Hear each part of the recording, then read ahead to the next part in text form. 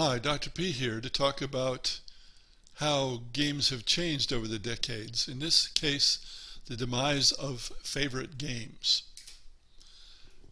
As the usual caveat, I expect people to listen to this rather than to watch it. The slides are there for people who have hearing problems or problems with English. So, how did it used to be? Used to be a favorite game was one you'd often play in preference to others, in strong preference to others. Sometimes you'd have 2 or even 3 favorite games. Now this isn't like a lifestyle game, which is often chess, bridge, diplomacy, Magic the Gathering, or Dungeons and Dragons. You only play your lifestyle game, essentially. Your lifestyle game is your hobby. No, a favorite game is one you strongly prefer, but you play others. So I can name my favorite games from when I was very young. When I was very young, Conflict, then American Heritage Broadsides, then for maybe 7 years, Stalingrad and Afrika Korps. From age 19, Diplomacy. From about 5 years later, Dungeons and Dragons. And then from more than 20 years later, the game of designing games. When Dungeons and Dragons was my famous game, essentially I didn't play other games except video games. I played lots of video games because I was not participating in the game hobby at large. Now it's changed. Favorites itself, the word favorites, has changed meaning owing to Internet Explorer and many music programs where you save your favorites. But this just means anything that you like. You can have hundreds, you can have thousands of favorites. That's nothing like the old favorite game or favorite anything. And I discovered this particularly when I taught video game development because I'd ask students to name their favorite games or game. Most could not say or would only say the game they were currently playing. Now, why is this? Well, a lot of it comes from video games. Single-player video games have historically been, by and large, puzzles that you solve. The computer could not put up enough of a opposition to be counted as a second player, not really. And it was predictable. Once you beat the game, which is to say you solved it, there was no reason to continue playing. This is why so many games can have speed runs. The runner already knows the solution.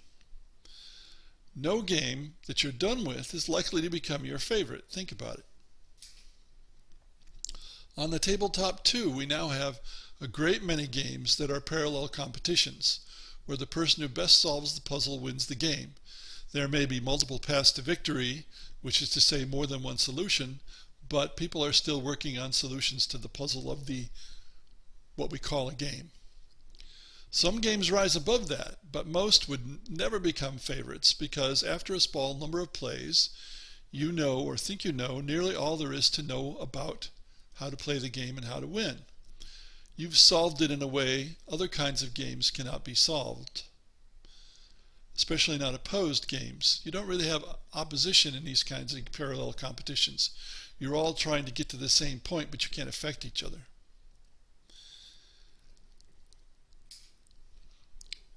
Of course, in the 60s, there were very few intelligent games available, that is, games that weren't party games or family games, where you actually had to use your brain a lot to win.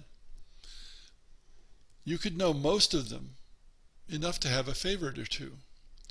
Now we have thousands of tabletop games, hundreds of thousands of video games. No one can know more than a small fraction. At the same time, the cult of the new has become strong in modern society, and it has in games as well.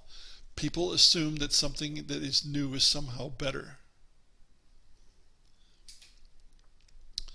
So perhaps inevitably this has introduced shallowness in games.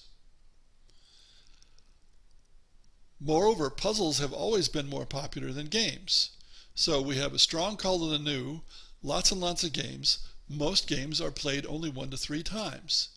Games don't need to have gameplay depth. They can be shallow and still succeed. Now the games that become really well known often have quite a bit of gameplay depth, but often they don't. What they may have is variety, which is what some people think of when others say gameplay depth. No, variety and gameplay depth are two quite different things.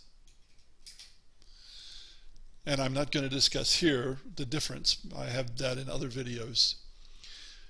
So we have the age of instant gratification, too many demands on people's time. People want shorter experiences, and that contributes to shallowness. So many games contributes in other ways. People play games without prior knowledge of a game, so they prefer shorter ones in case they find they don't like the game. They're not tied up in that game for as long as might otherwise be the case. You might be willing to play a game that lasts 30 minutes or even an hour, even though you know nothing about it. 2 or 3 hours, that's much less likely. In the 50s and 60s, serious gamers read the rules and studied the game before playing against somebody else. They could find out before they played whether they were going to like it. Who does that now? Hardly anybody. So as people move from game to game, and so many so-called games are puzzles disguised as games that you can solve, it's hard for anyone to have a favorite game for any significant length of time. And unfortunately, as I've said, the same conditions have led to shallowness in games, and that too contributes to lack of favorites. Shallow games are less likely to become favorite games, I believe, but it depends on the player. Now, I hadn't intended to go this far into the history of games and so forth, but in pursuing reasons, I've had to look at changes in games and in society. Thanks for listening.